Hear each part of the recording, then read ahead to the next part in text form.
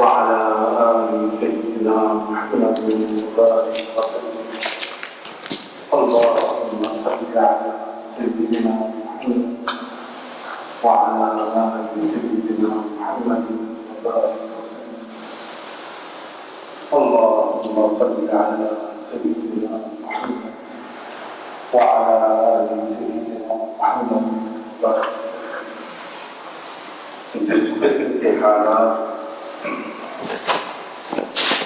پورے عالم میں چل رہے ہیں اور خاص طور پر عالم اسلام کے قلب و جگر کی حیثیت میں ہمارے علاقوں میں چل رہے ہیں، ان کے بارے میں سوچنے اور تبصرے کرنے کے مختلف پہلو ہیں۔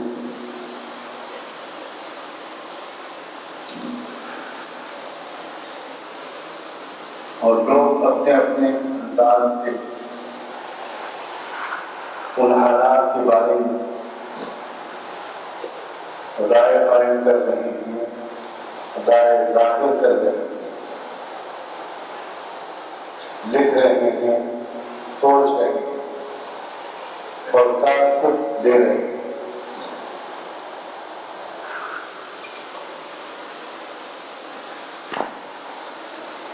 یہ وہ شخص جو قرآن مجید پر ایسا یقین رکھتا ہو کہ یہ قرآن قیامت تک آنے والے حالات کے تذکرے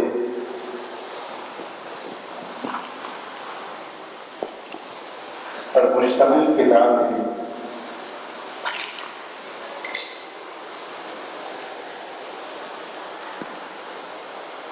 جو یہ یقین رکھتا ہو کہ قرآن مجید میں یقینی طور پر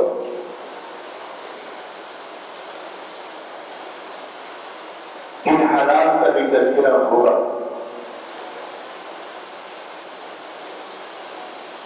اور جو شخص یہ یقین رکھتا ہے کہ رحمت العالم سیدنا محمد رسول اللہ صلی اللہ علیہ وآلہ وسلم قیامت تک کے لیے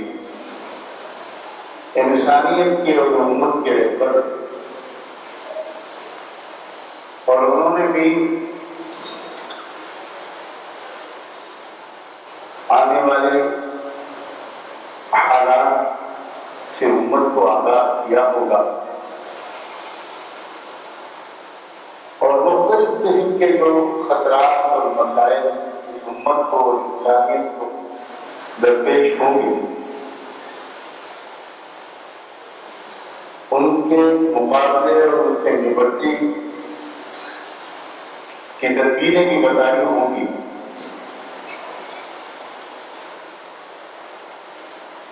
اس شخص کا جو زاویہ نظر ہوتا ہے حالات پر غور کرنے کا، حالات سے تعصب لینے کا، وہ بہت مختلف ہوتا ہے۔ ان تمام لوگوں کے تعصب سے، ان کے رد عمل سے، ان کے تبصروں سے، جو صرف دنیا ان حالات کے ذاتی، سیاسی اور صحافتی پہلوؤں پر نظر رکھتے ہیں۔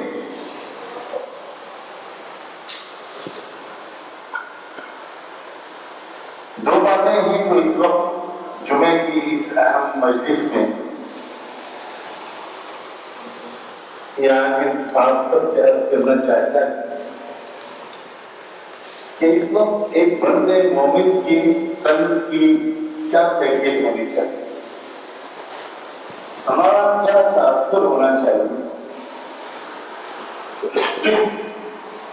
کن چیزوں کی فکر کا ہم پر غلبہ ہونا چاہیے۔ ایک بات تو یہ ہے کہ یہ حالات ایمان و یقین میں بے حد اضافے کا سبب بننا چاہیے۔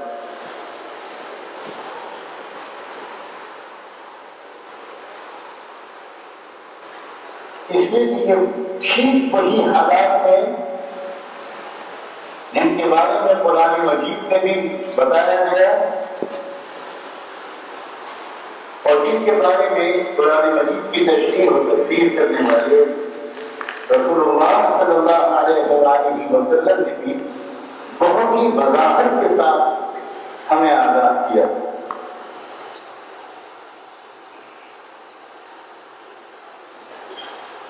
جو کچھ ہو رہا ہے اس میں ایک بھی واقعہ وہ نہیں ہے جو اللہ کے رسول صلی اللہ علیہ وسلم کی دی گئی خبروں کے برعکس ہو رہا ہے.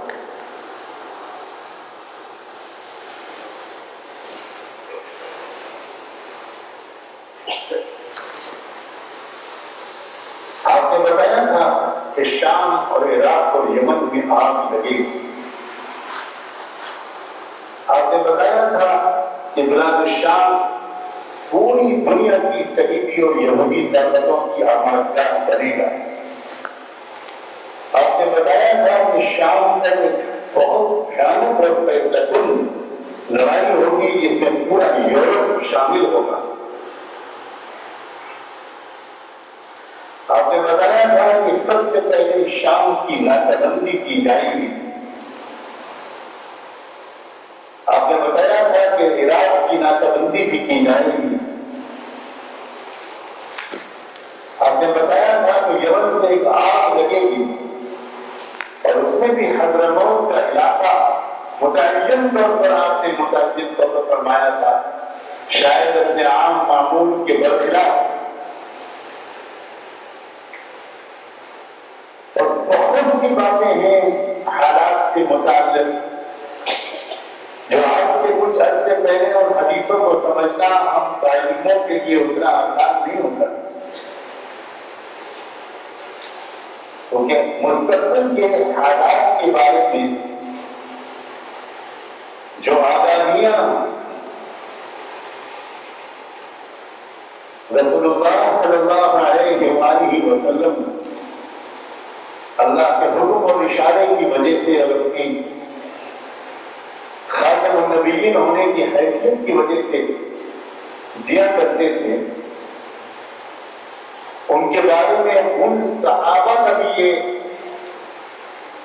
بیان ہے کہ ہم اللہ کے رسول صلی اللہ علیہ وسلم کی زبان سے سنتے تھے کہ یہ ہوگا اور یہ ہوگا اور یہ ہوگا.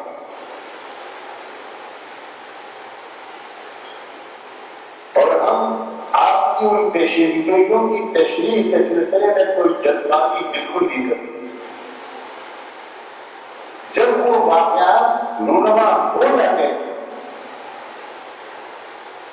تب ہم کو سمجھ میں آتا تھا کہ یہ وہ واقعہ ہے جس کے بارے میں اللہ کے رسول نے وہ بات فرمائی تھی.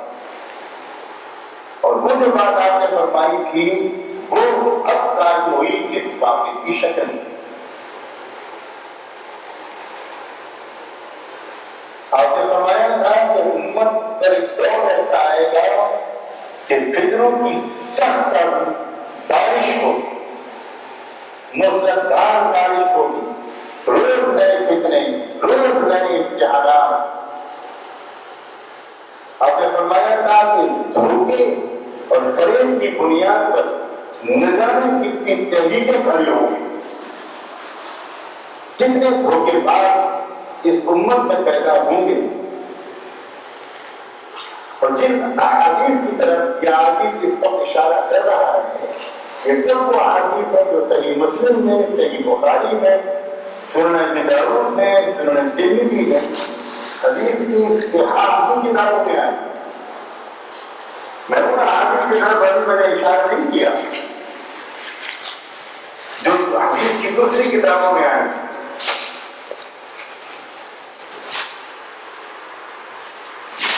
اب ایک ایمان والا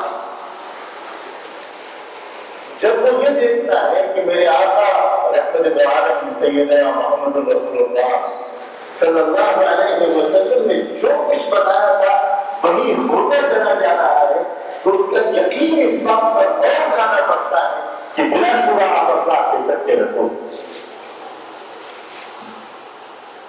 آپ کہ زبان مبارک سے نکلا ہوا ہے کہ جملہ بنکر کی لکیر.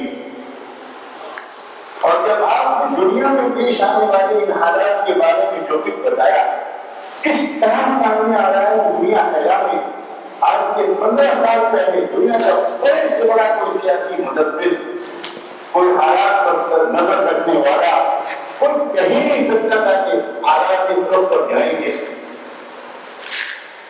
اور 200 سال پہلے نبی امی صلی اللہ علیہ وسلم جو کچھ بتایا گئے وہ ہوتا چلا جا رہا ہے. ایک ایمان والے کے دل کی سب سے پہلی گواہی اور تعصب یہ ہونی چاہیے کہ جب دنیا کے معمولی واقعات کے بارے میں اللہ کے رسول کی ساری باتیں سب ثابت ہو رہی ہیں تو آخرت کے ہولناک حالات کے بارے میں جو کچھ اللہ کے رسول بتا کر گئے ہیں وہ سب جیسا آپ بتا گئے ہیں کہ مرنے کے بعد کیا ہوگا عالم برزخ میں جو دنیا کے حالات کے بارے میں آپ نے بتایا وہ درست ثابت ہو گیا تو قبر کے اور برزخ کے حالات کے بارے میں آپ نے جو کچھ بتایا وہ بالکل درست ثابت. بلکہ سوال و جواب ہوگا اور میں اور آپ میں سے کوئی مصنوعی جواب وہاں پر نہیں دے پائے گا. اللہ کے رسول بتا گئے ہیں تم دنیا میں تو اپنی زبان سے وہ باتیں کہہ سکتے ہو جس کا تمہارے دل میں یقین نہیں لیکن مرنے کے بعد تمہارے اندر سے اختیار چھین گیا. اور قبر سے اٹھنے کے بعد سور کے پھونکے جانے کے بعد قیامت کے میدان میں یوم الحشر کے بارے میں جو کچھ آپ نے بتایا اعمال کے تولے جانے کے بارے میں جو کچھ بتایا کوئی صراط پر سے گزرنے کے بارے میں جو کچھ بتایا اللہ کے سامنے پیشی کے بارے میں جو کچھ بتایا بدن کا ایک ایک حصہ میرے اعمال کی گواہی دے گا اس کے بارے میں آپ نے جو کچھ بتایا زبانوں پر مہر لگا دی جائے گی جو بولتی تھی زبان وہ گونگی ہو جائے گی جو بدن خاموش رہتا تھا وہ اس دن گویا ہو جائے گا وہ بولنے لگے گا. جو دنیا کے بارے میں آپ کی دی ہوئی ایک ایک خبر سچی ثابت ہو رہی ہے تو آخرت کے بارے میں بھی آپ کی دی ہوئی ایک ایک خبر بالکل درست ثابت ہو. دنیا کے حالات پر نظر کر کے کس طرح آخرت کی طرف ذہن کا منتقل ہونا جو کسی بڑے سے بڑے صحابی کے لیے ممکن نہیں کسی بڑے سے بڑے سیاسی مدبر کے لیے ممکن نہیں ہے اور ایک انپڑھ مگر غیبی نظام پر اور اللہ اور رسول پر یقین رکھنے والے دیہاتی کے لیے ممکن. لیکن ہر فکر کی بات ہے اور صرف فکر دلانے کے لیے یہ بات عرض کر رہا ہوں کہ ان حالات پر غور کر کے ان حالات کی خبریں پڑھ کے آپ ہم میں سے اچھوں کو بھی آخرت لے آتی ہیں.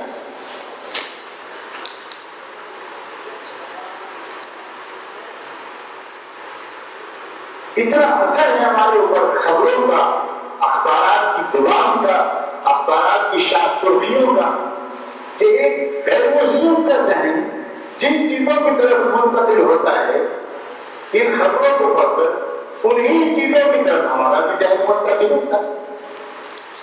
ایک غیر مسلم اس کا ذہن منتقل نہیں ہوگا ان چیزوں کو پڑھ کر آخرت کی طرف اور ہم اسے معذور سمجھتے ہیں ہمیں اس سے امید ہی نہیں ہے اس لیے کہ اس کا یقین آخرت پر نہیں ہے اس کا نصیب ابھی تک ایسا نہیں ہوا کہ اس کے دل میں اترتی وہ باتیں جو محمد رسول اللہ صلی اللہ علیہ وسلم نے اس کے لیے بھی کہی تھی لیکن نہیں اس کو ابھی تک موقع ملا. لیکن ہم اور آپ دن رات کلمہ پڑھتے ہیں نمازیں پڑھتے ہیں اللہ کا شکر ہے بہت سے اعمال کی توفیق ہم کو نصیب ہے لیکن قلب و نگاہ کو ایمان کے رنگ میں رنگنے کی جو کیفیت ہونی چاہیے. کسی انسان کا دل کسی انسان کا دماغ کسی انسان کی عقل کسی انسان کا سوچنے کا طریقہ اور عادت جب رنگ جاتی ہے قرآن کے رنگ میں رسول اللہ کے رنگ میں تو واللہ کا حال یہ ہوتا ہے کہ وہ ان خبروں کو پڑھتا ہے اور آخرت کے لیے اس کے دل میں کبھی پیدا ذہن آخرت کی طرف منتقل ہونا چاہیے.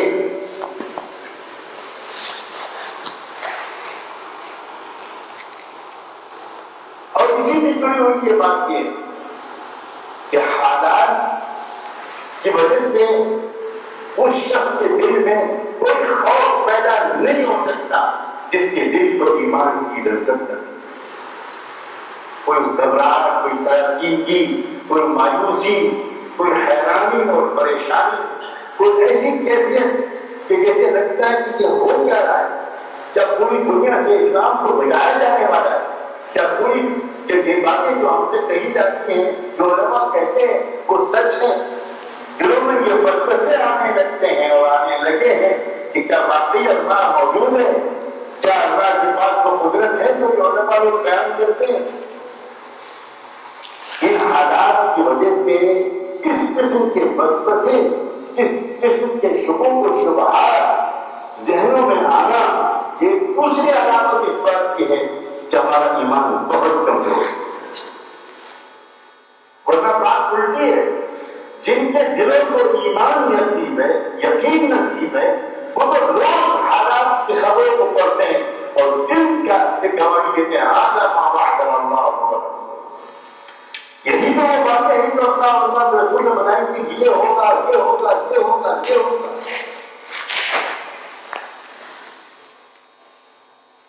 ایمان اور بڑھتا ہے، اطمینان اور بڑھتا ہے، یقین اور بڑھتا ہے،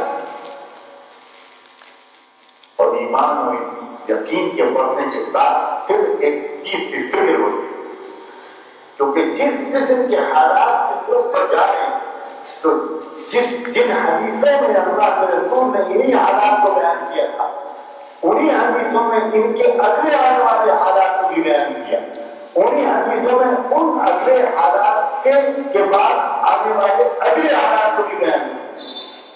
ایک تسلسل ہے حضور پاک صلی اللہ علیہ وسلم کی آگاہیوں میں۔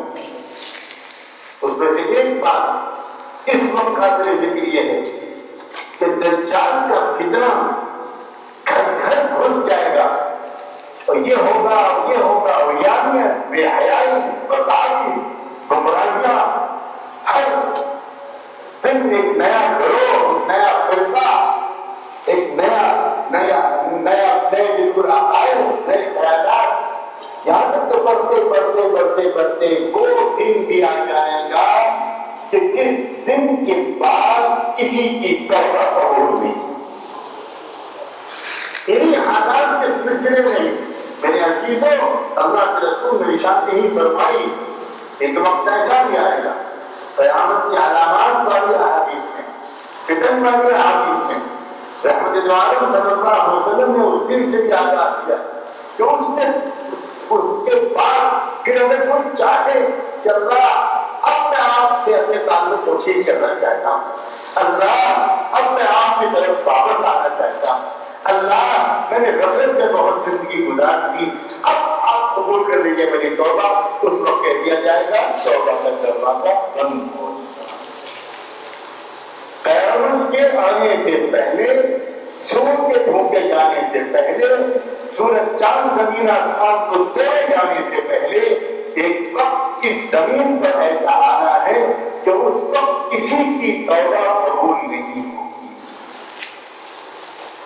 وہ کتنا لمبا وقفہ ہوگا، کتنا مختصر ہوگا، یہ تو وہ سوچے جس کو اپنے بارے میں اطمینان اور جس کو اپنے بارے میں اندیشہ ہو۔ جیسے ہی اس کے کان میں یہ بات پڑتی ہے، ایک وقت آئے گا کہ توبہ کا دروازہ بند ہو جائے گا، وہ سب کچھ بھول کر چھوڑ کر سب سے پہلے یہ فیصلہ کرتا ہے کہ کہیں وہ وقت کل نہ آ جائے، پرسوں نہ آ جائے، کوئی بھروسہ ہے کسی چیز کا۔ اتنی تیزی کے ساتھ واقعات ہو رہے ہیں، پہلے جو واقعات 20 سال کے اور 50 سال کے وقفے میں ہوتے تھے، اب وہ واقعات صبح اور شام کے وقفے میں ہوتے ہیں۔ تفاصل کے زمن، احادیث میں الفاظ آئے ہیں کہ زمانہ بالکل مختصر ہو جائے گا، وقت جمٹ جائے گا، اور تیزی کے ساتھ واقعات وجود میں آئیں گے۔ تو حالات کا ایک رخ یہ بھی ہے، اور یہ رخ فرض عین ہے، یہ رخ سب کے لیے ضروری ہے۔ وہ کیا؟ وہ یہ کہ اب تک اگر ہم نے غفلت برتی ہے، کوتاہی برتی ہے، تو اب ہم اپنی زندگی کو 100% بدل ڈالنے میں 1 منٹ کی تاخیر بالکل گنجائش نہیں ہے. موجودہ حالات کا یہ سب سے بڑا سبب ہے. کسے کہتے ہیں توبہ؟ توبہ کہتے ہیں زندگی کے رخ کو بدلنا. توبہ کہتے ہیں اپنی زندگی سے چن چن کر خرابیوں کو، گناہوں کو نکالنا، اللہ کی طرف ایک واپسی کا سفر شروع کر دینا. اسے توبہ ہے. کوئی انسان گناہوں سے معافی تو مانگتا رہے، رو رو کر مانگے، لیکن اپنی زندگی کو بدلنے کا فیصلہ نہ کرے اور اس کے تدبیروں کی شروعات نہ کرے تو نہیں کہا جا سکتا کہ اس نے توبہ کی. ہمارا معافی تو مانگ رہے ہیں، لیکن شاید ہم میں سے بہت سے لوگ محض بے خبری کی وجہ سے توبہ نہیں کرتے. توبہ عمل سے ہوتی ہے، زبان سے نہیں ہوتی.